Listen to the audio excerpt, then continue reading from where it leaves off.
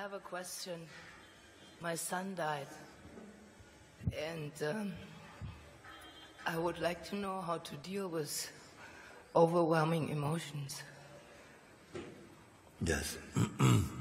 Sometimes don't give too much in the beginning. Let them be free to express. Trying to deal with them often leads to some kind of suppression. And I don't feel it is healthy. I don't know in what form they are being expressed at the moment in your life. But sometimes it could be just intense feeling of grief and crying and not being able, don't want to see people, like to be alone for a while. I think space should be offered for that sometime. You see? But there comes a point where it takes on a kind of shape like as though you're not accepting. If you're not accepting, because that kind of death comes to everybody.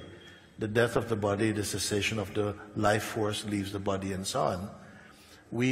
If you refuse to accept it, then it creates something different, and that can turn into a very deep sadness, whereby you get stuck or trapped in it. But initially, grief is natural to be felt. You use the word overwhelming. I would like to ask what is to say something more about this overwhelmingness of it. Well, overwhelming, I mean, when I feel like I can't handle it anymore and it fills me up totally. Like I walk over the Lakshmanjula bridge and I see the rock in the Ganges where I used to swim with him. Yes. And it's just like, whoa.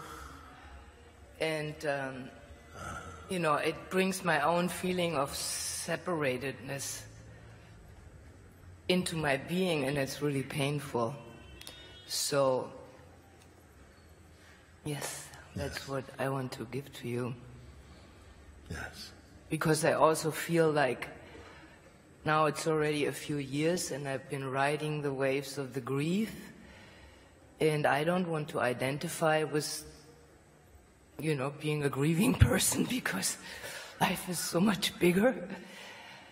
And I also want to be here and help others who have to go through those, because I'm not the only one. Yes. Sometimes that can help you yourself to come over it. What did you say? Sometimes in trying to help other people, you come beyond that state. Yes, that's what the Dalai Lama says, be in service. Yes. But, you know, how to... Are you in that state now? No. No, I feel actually really grateful that I can tell you about it. Yes. And just put it out there and see how these waves keep going. Yes. Have you in those, how many years it's been? 7. 7 years. In those 7 years, have you had fun at all in any way? Have you laughed and met with friends and also? Yes. Yes. So that part of yourself must find expression also. Yes. You know, otherwise it becomes, it can almost become an arrogance to not let go. Like somehow something belongs to you. It is better, actually, to feel nothing belongs to you, even you, if you can do this. And also, sometimes I say to the people who spend more time with me, I say, live as though you have no rights. No what? Rights. No entitlements. You understand? Yes.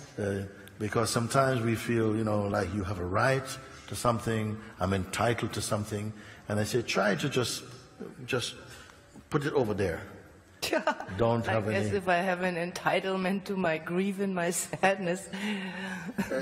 The grief doesn't come to ask you, am I entitled to express myself? It comes. So let it come out. Let it come.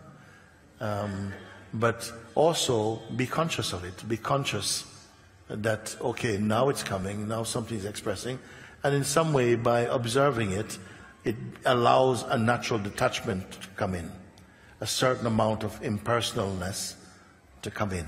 And that is very important, you see, to just let that, because if you could hear your son's voice now, I don't think he'll be telling you, Mom, you know, I'm happy that you're so miserable.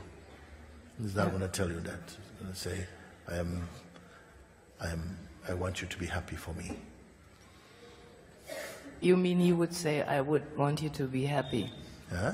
That's what you're saying. He would say, I should be happy. He would want you to be happy.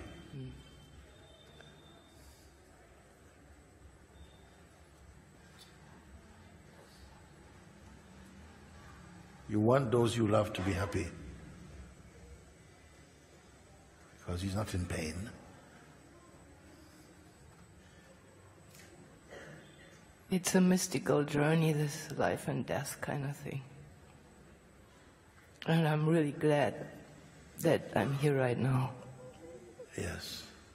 Actually, you're going to become conscious that every day there's some living and some dying. In your own life has to be. That's healthy life. Dying to some concepts, dying to some ideas of how we should or should not be. That's healthy life.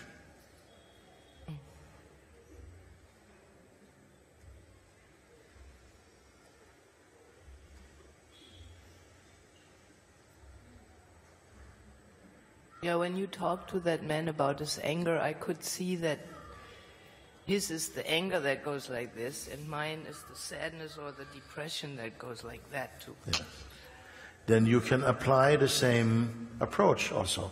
Yes. To look for who is really grieving here, and just really analyze it and look with spaciousness, and not with any preconceived, perspective. Just a clean, open question to try and identify, to locate and identify the one who is really grieving. And what does it want, or what is going on there? So with that sense of some separateness, it will expose, and you will see. And that seeing, that detachment is very important in order to let things come to rest in the proper way.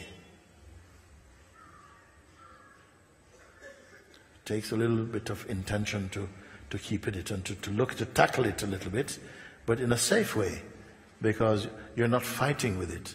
You're simply observing and discovering the power of observing, and observing with detachment. That will come into it. Observing with detachment. Yes.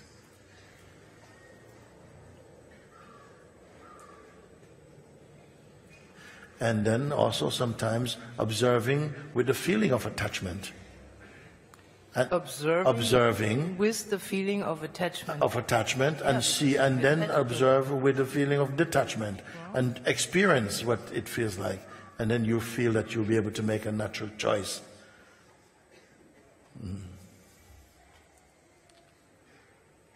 Because with detachment, there'll be much more spaciousness.